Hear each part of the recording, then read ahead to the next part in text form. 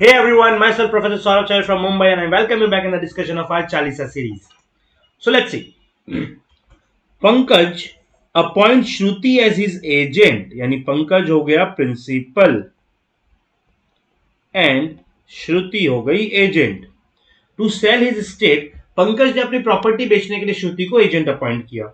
Shruti on looking over the state before selling it finds the existence of a good quality granite mine on the state which is unknown to Pankaj. Pankaj को जिसके बारे में पता नहीं था ऐसी एक माइन मिली श्रुति को. श्रुति buys the estate herself after informing Pankaj that she wishes to buy the estate for herself. ये अच्छी बात है बिकॉज एजेंट कभी भी ओन अकाउंट पे डील नहीं कर सकता. अगर उसे खुद को ये स्टेट खरीदना तो श्रुति को यानी कि एजेंट को प्रिंसिपल को बात बतानी पड़ेगी, राइट. तो श्रुति ने ओन अकाउंट पे डील नहीं किया, उसने पहले पंकज को इन्फॉर्म कर दिया है.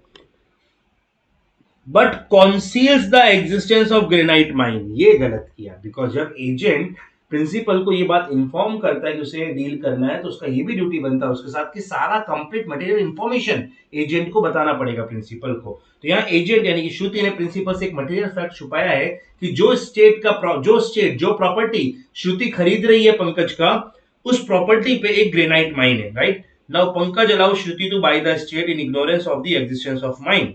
You have to state giving reasons in brief the rights of Pankaj, the principal, against Shruti, the agent.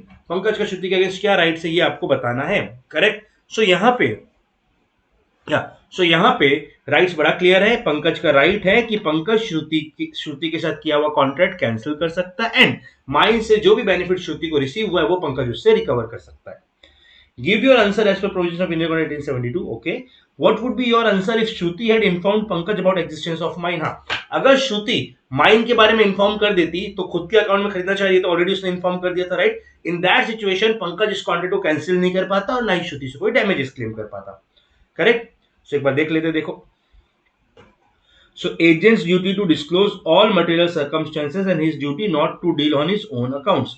Agent का दो ड्यूटी है. पहला क्या, सारे मटेरियल फैक्ट्स डिस्क्लोज करने एंड ड्यूटी है not to deal on his own accounts without principal's consent.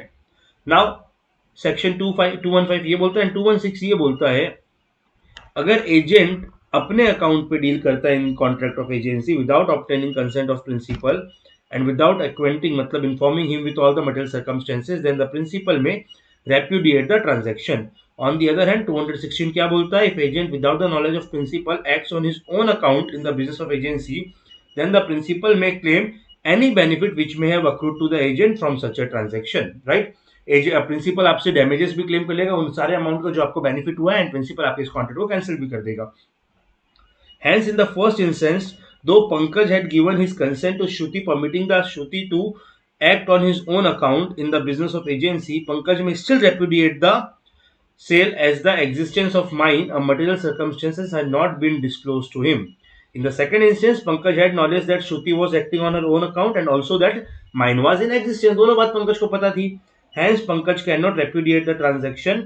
Also, under section 216, he cannot claim any benefit from Shruti as he had knowledge that Shruti was acting on her own account in the business of the agency. So first instance में contract cancel हो सकता है, second instance में contract cancel नहीं हो पाएगा और ना ही कोई damages मिलेगा, right? चलो फिर, that's it for this video. Thank you so much everyone. Bye bye. Take care. जय जिनेंद्र.